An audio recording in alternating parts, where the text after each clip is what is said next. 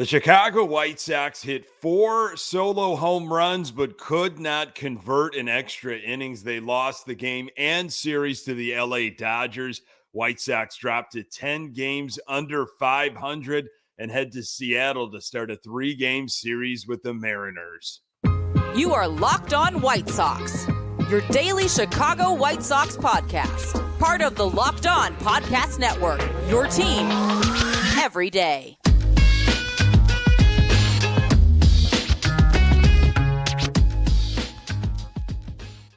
Hey, Sox fans, welcome back to Locked On White Sox. Thank you for making Locked On White Sox your first listen each and every day.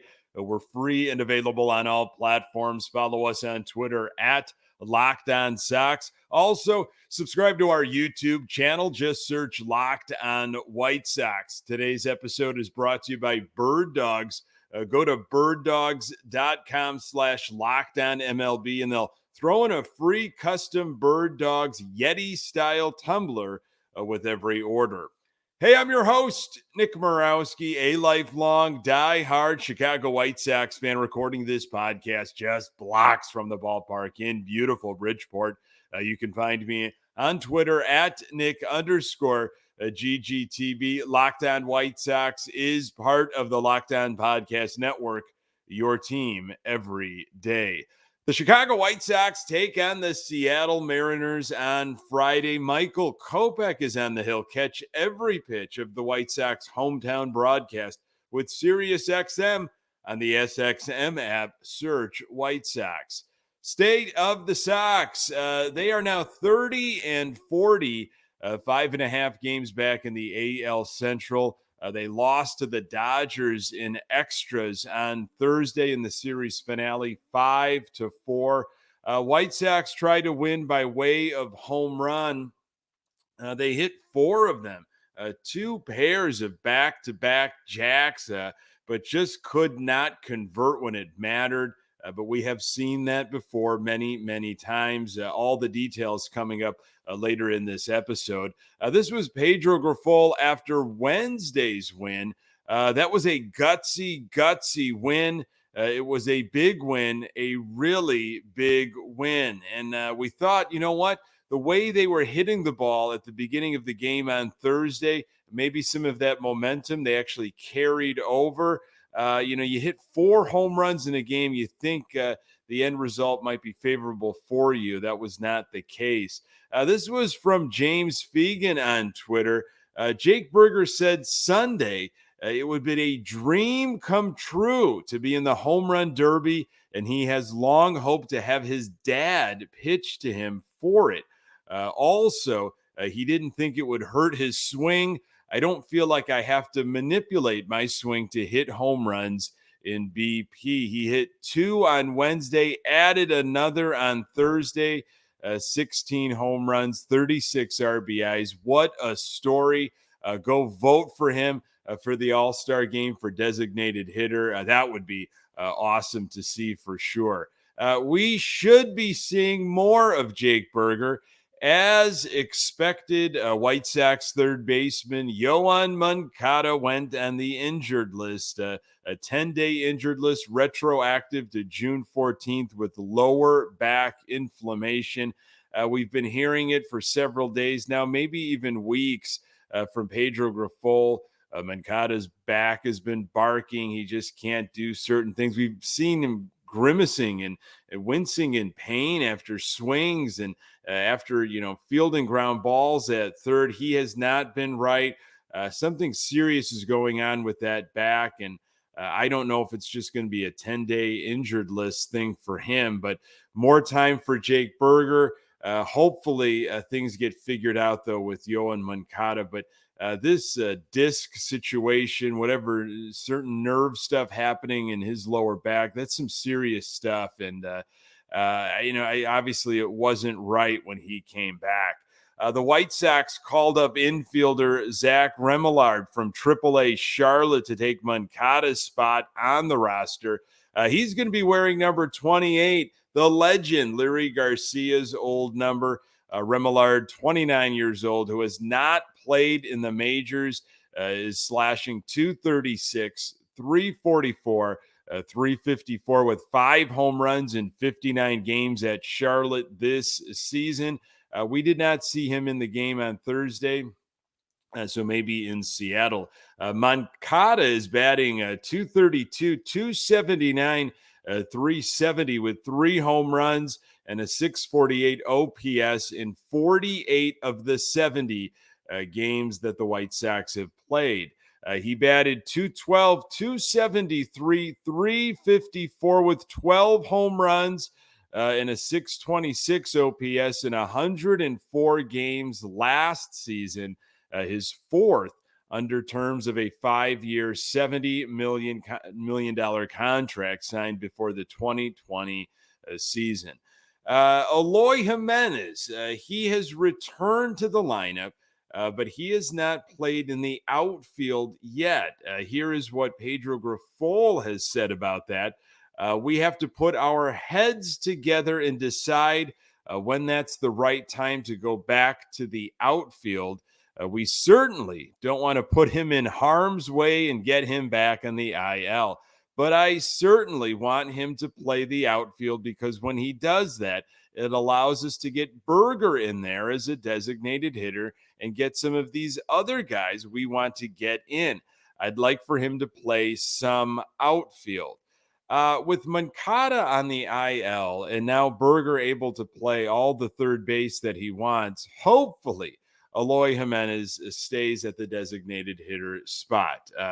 We do not want to get him hurt all over again. So, take advantage of this situation. Burger is at third. Keep Eloy at DH. This was the lineup on Thursday for the finale.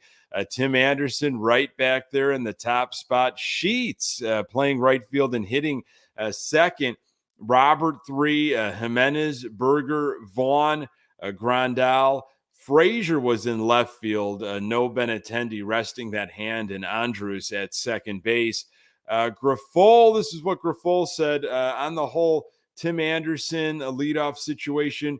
Will you shift him around? Grifol on thinking about potentially and temporarily moving Anderson from the leadoff spot. Not at all. Hasn't even crossed my mind. I don't react that way unless they come in and say they are not comfortable there or something like that, which I hope they don't. I'm not going to react. Hasn't even crossed your mind.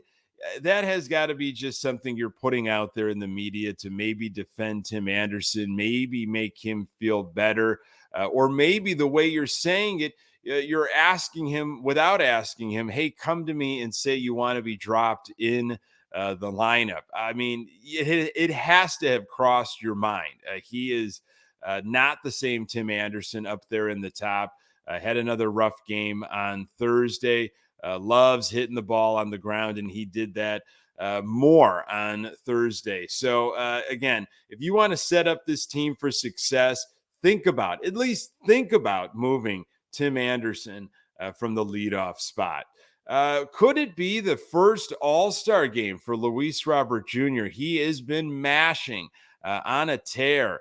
Will Leach had this from MLB.com.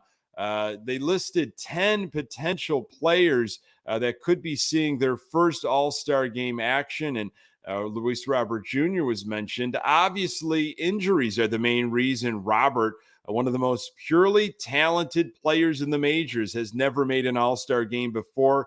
He played only 68 games in 2021 and 98 games last year. But while the White Sox have struggled this year, they haven't had to worry about Robert, who has already surpassed his single-season career high in home runs. He was supposed to be the linchpin of great White Sox teams and may have to settle for being their lone all-star representative this year. I hope it's also Jake Burger. For what Jake Burger is doing, that would be one heck of a story. But yeah, Luis Robert Jr. is healthy, and he has been fun to watch offensively.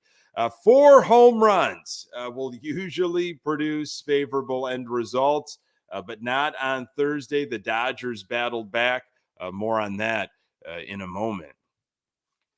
Today's episode is brought to you by Birddogs. Birddogs stretch khaki shorts are designed to fit slimmer through the thigh and leg, giving you a truly sculpted look. Birddogs shorts do the exact same thing as Lululemon, but fit much better. They fit better than regular shorts that are made of stiff, restricting cotton. Birddogs fixed this issue by inventing cloud knit fabric that looks just like khaki but stretches so you get a slimmer fit without having to sacrifice movement. Bird Dog uses anti-stink sweat wicking fabric that keeps you cool and dry all day long. Go to birddogs.com/LockedOnMLB for a free Yeti-style tumbler with your order. That's birddogs.com/LockedOnMLB. The White Sox face off against the Mariners on Friday. Catch every pitch of the White Sox hometown broadcast with SiriusXM on the SXM app. Search White Sox. It was a late night into Friday morning. Sox lost to the Dodgers 5-4 in 11 innings.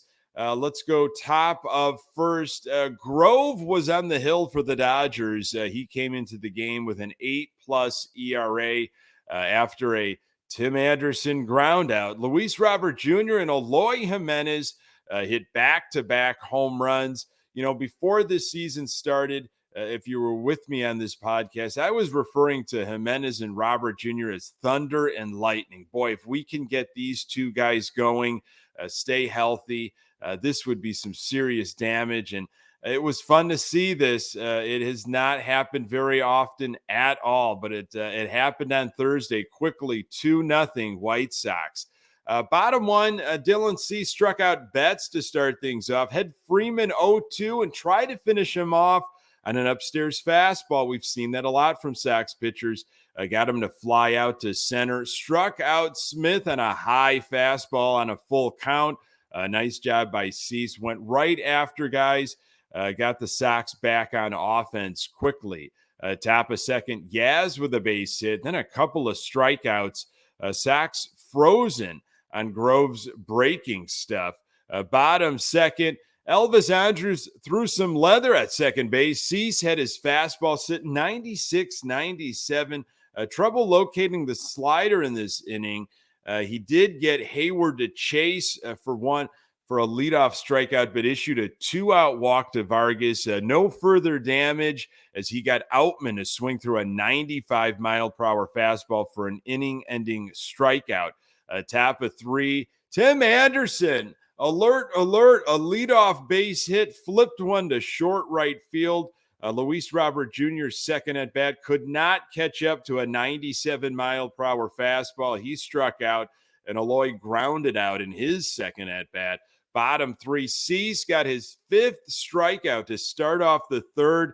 He looked in command, working pretty quickly, getting guys to chase the slider, which hasn't been the case in previous outings, and went upstairs at an 0-2 count to Rojas to strike him out.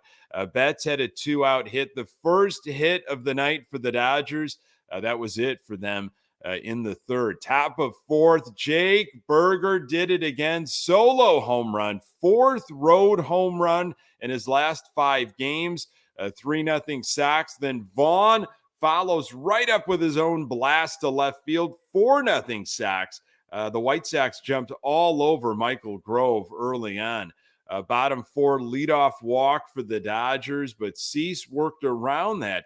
Got his 7th strikeout of the game to end the inning. That knuckle curve was very compact, and he hit his spots with it.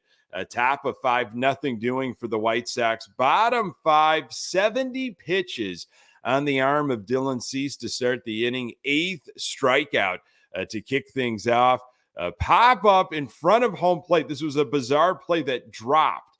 So you've got Vaughn converging in, Burger and Yaz all kind of staring at this foul ball. It dropped in front of Yaz, kind of near home plate, and then went foul. It was very bizarre. It ended up being a 1-out walk. So just, if anything, just more pitches on Dylan Cease's arms because the foul ball wasn't caught. Really good stuff against Rojas. Slider, knuckle curve for strikeout number 9. got Freeman a ground out. Cease threw a lot of pitches that inning, but kept the Dodgers off the board. Nothing doing for the Sox in the sixth. Bottom of the sixth for the Dodgers. Cease got number 10 against Hayward at 100 pitches with one out in the second. Second single of the inning, put two on, and Cease was pulled. Reynaldo Lopez came in the game. A 97-mile-per-hour fastball for a strike to start it up. Easy fly out to right field. Then Chris Taylor came up with the bases loaded, and he destroyed a belt-high fastball, middle, for a two-out grand slam. Ball game was tied at 4. Top of 7. Andrus with a leadoff double. I'm thinking, everybody's thinking, you got to get this run in. Come on, leadoff double. This is a gift here. Tim Anderson frozen on a fastball down Main Street. Looked just completely confused. Gavin Sheets with a ground out. Andrus did move to third. Robert walked, stole second. An LA catcher, Smith, faked the throw down to second and got Andrus to bite. I mean, they got him in a rundown, and that was it. Andrus fell for one of the oldest tricks in the book. Now, my question is, where's third base coach Eddie Rodriguez on that one? Kind of whispering in Andrus's ear, hey, watch for this. This might happen. A missed opportunity by the White Sox in the 7th. Bottom 7, Joe Kelly. He had a nasty slider working. Luis Robert Jr., man, he is like a gazelle out there in the outfield. Closed the gap quickly in center with ease. No damage done there. Top of 8, Santos got the job done. Then Graveman took the 9th. It was back-to-back games for Graveman. It was uncomfortable for him, but he got Hayward to strike out to end the inning. So we are going into extras. And you know it. You know it as a Sox fan. When you go into extras, you're just saying to yourself, I've seen this before. You know, they're going to either strand the guy at second or they are not going to put a run across home plate. So in the 10th, Tim Anderson ground out to first. Now, it did move the ghost runner to third. So one out for Sheets. He walked. Luis Robert Jr. struck out on a breaking ball. 2 outs, and then Eloy swinging at stuff way out of the zone, struck out on a breaking ball. Now in the dirt. Sox came up empty. Bottom of 10, Aaron Bummer had a really great inning. Ground out, then a pop out behind home plate. That was this time caught by Yaz. After an intentional walk, it was Chris Taylor, Mr. Grand Slam, and Bummer struck out Taylor. So we went to the 11th.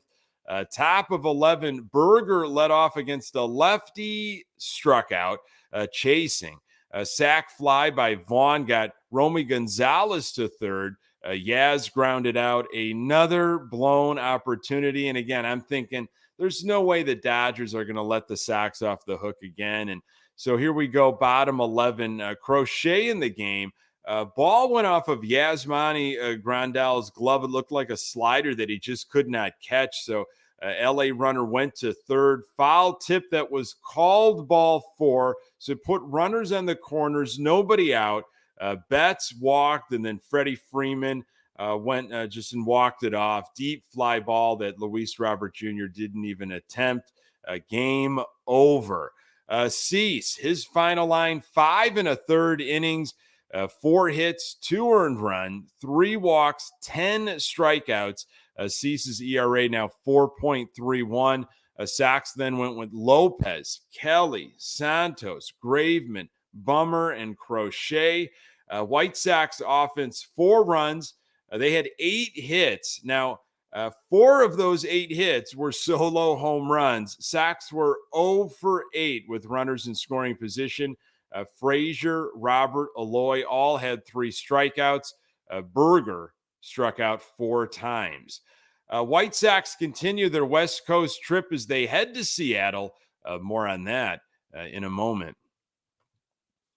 Today's episode is brought to you by FanDuel. Make your way to FanDuel because right now new customers can get a no-sweat first bet up to $2,000 $2,500. I'm sorry, that's $2,500 back in bonus bets if your first bet doesn't win. There's no better place to bet all the playoff action than America's #1 sportsbook. Visit FanDuel.com/lockedon and get a no sweat first bet up to $2,500. That's FanDuel.com/lockedon.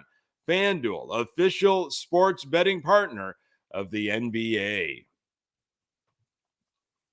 So Sox head to Seattle Friday, Saturday, Sunday.